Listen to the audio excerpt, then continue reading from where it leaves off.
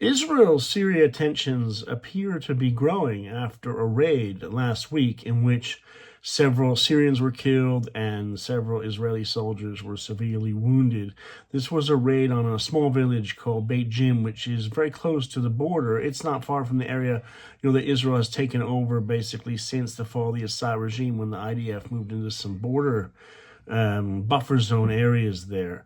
And, basically what has happened is after that raid, the Syrian government, has stepped back from escalating things, but there are concerns, especially concerns in the White House, as was clear from Trump or U.S. President Donald Trump's statement, that the U.S. would like to see the Syrian government succeed and not see these tensions boil over. And they would like to see, Israel take a step back a bit. And what is being said in Jerusalem is that basically Israel would like to see southern Syria demilitarized. And the demilitarization of areas near the border, it creates a kind of cycle or self-fulfilling prophecy in which, therefore, because there's no Syrian government forces there, bad actors or threats or whatever can emerge, or even, drug smuggling or any kind of chaos. If you have no military and no police force or security forces, what else is going to step into that vacuum? So it's a big challenge. And I think in the end of the day, the demilitarization demand by Israel, the only way to get around that in terms of trying to find a way to have Israel and Syria on the same page,